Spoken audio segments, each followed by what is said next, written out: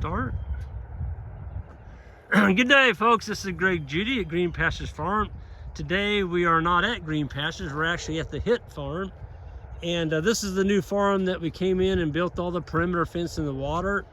And Anthony and Sean are actually moving the cattle for us now in the water tanks, doing the strip grazing method. And what do you all think so far? We're loving every minute of it and learning so much, which is exactly what we wanted to do right now. Yeah, well, Sean, you mentioned, or maybe it was Anthony this morning, maybe about jumping it up a notch.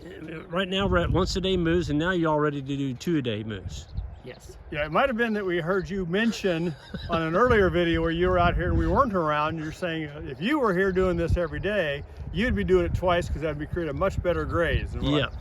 We can do that, Greg. Yeah, so, you know, I didn't want to put too much on you guys starting out, so I think it's good. We went with 1 a day until you kind of got your feet on the ground, but you definitely got your feet on the ground now. And so we're going to go 2 a day. And then Sean, you actually nailed it. You said, well, Greg, what about that 2 o'clock move?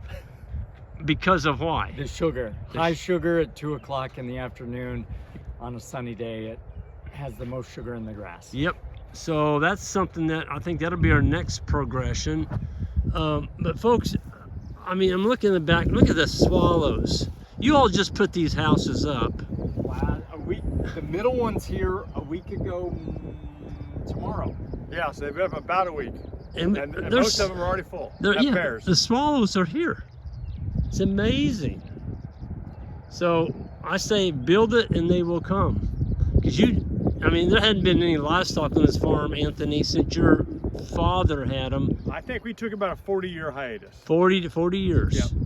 Yeah. Yeah. So what's cool, folks, is we went back where they were already grazed, and so that's all recovering back behind us now.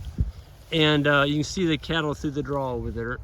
But what we pulled back the litter, and we actually found some earthworm casting castles. Nice ones. So they're cranking. They're cranking.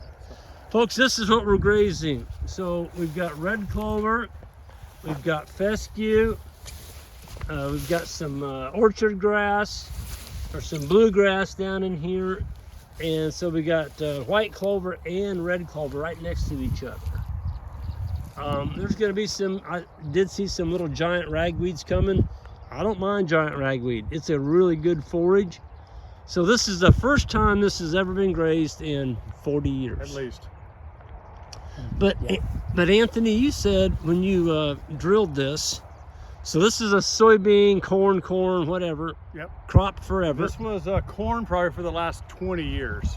Yeah. So when you drilled this with a drill, you didn't put in any orchard grass or clover. Nope. The only thing we planted here was fescue, Kentucky 31 fescue. Yeah. I know people watching this video is like, why in the Why world? would you plant that? Probably because you were watching my videos. I think that might have something to do with it. So I'm a little bit guilty for that one. But folks, it is one of the best grasses we have here in Missouri. Here it is, right here in front of us. I mean, it is a beast. Some animals can't handle it if you don't graze it correctly. And the ones that can't, just get rid of them. And move forward. You know, don't go out here and try and poison your land by spraying it to get rid of all this. It kind of seems like it's happy growing here. You know? Yeah. So we were talking about where did these other grasses come from? And you're saying those were all in the seed bank. They've been sitting there for 20 years, wherever it is. Maybe 100. Maybe 1,000, I hear. Yeah. Seeds can last up to 1,000 years. Yeah. So. Well, my friend from Africa is be teaching our grazing school coming up, the advanced school. That's going to be held at our farm here first week of May. A hint, if y'all haven't signed up, you better get signed up because it's filling up. But Ian always says there's never been a seeding done that's as good as what Mother Nature has done. So I'm kind of excited. I mean, this land was nuked. And Sean, you said earlier, well, both of y'all were talking about you tried to find an earthworm out here. You couldn't find them. That's right, about 2 years ago. We went digging, we went looking. I mean, just getting the shovel in the ground was the challenge, but there was nothing in it. Yeah. It just was Gray. dust, just gray dust. Yeah. So, guys, how are we setting this up? I mean, there's no fence out. There's no permanent fence out here. There's a perimeter. So we got perimeter fencing along that tree line. There's a great big field from the cornfield last year all the way to your all's yard up there. It took 2 reels to make that stretch. Yeah, so that's 2,000 feet. So we put in a wire to split the farm in 2, and that's got 9,600 volts in it. Yep. And then we went to your quick coupler, which is down there by that birdhouse, and that'll be our first paddocks. And so instead of giving them enough for a full day, we're splitting them down where you have half a day moves. The cattle are gonna get moved twice a day. They're gonna be happier. Yep. And by getting them tighter, what's that gonna do for us? Means they're gonna graze it a little lower. Don't have to follow up with brush hog at that point to take care of it. So a nice even graze. a nice even graze. Yeah. And a lot more litter on the ground. Yeah, oh, that's right. And a lot more tramping, Sean. That's a good point.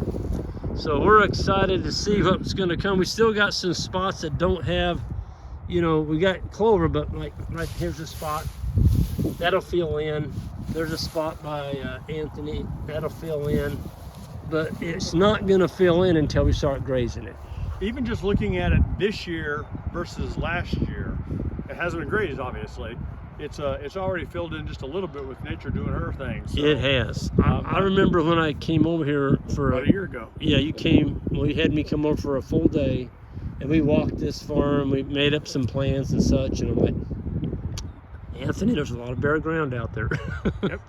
And parts of it there still is. Yep. Yeah. But a lot of it is filled in, so that's very encouraging to see. Well, So if I go back and look at what we just grazed 10 days ago, we just did that. just did that. And it's amazing how much different that is versus this already, just in that short period of time. Of course, Yep. it is that spring flush, whatever you call it, but And it's how much growth. The on growth. those. Yeah, the Okay. regrowth is phenomenal. I mean, I was looking over there and like I couldn't hardly see. I couldn't believe it's only been like 7 or 8 days since we were over there. Yep.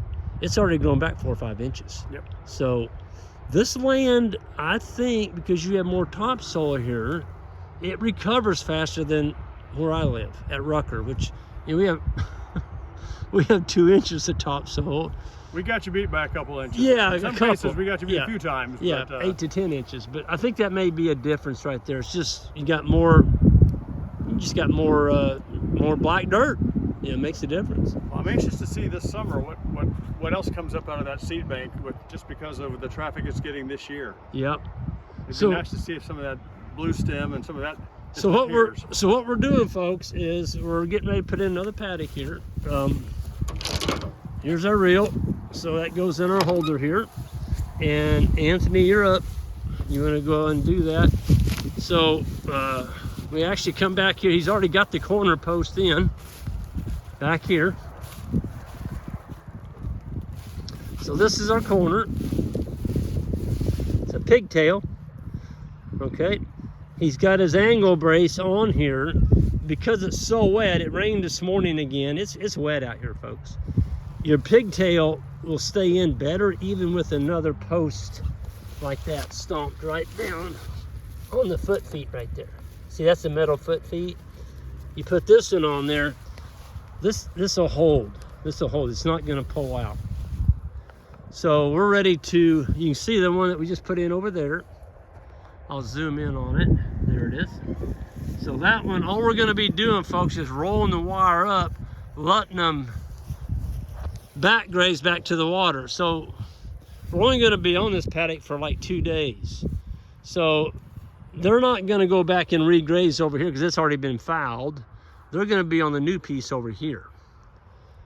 So I'm not going to watch Anthony because he gets nervous when I start talking. And, boy, you nailed that, in. I'm talking about it. Look at that. He nailed that. Nice, good slip knot there. Good job, sir. And then I'm going to go ahead and end this video because I'm the man on the four-wheeler. And I'll expose about 10 posts here. Here's my reel. And we're going to go over here to the high tensile wire and hang it on hot. And we've got one more reel here. We're going to put in another paddock. So all we're doing is running perpendicular paddocks, rectangular shape, back to that woods. And just rolling it up. Just rolling it up. You can see that black pipe in front of us?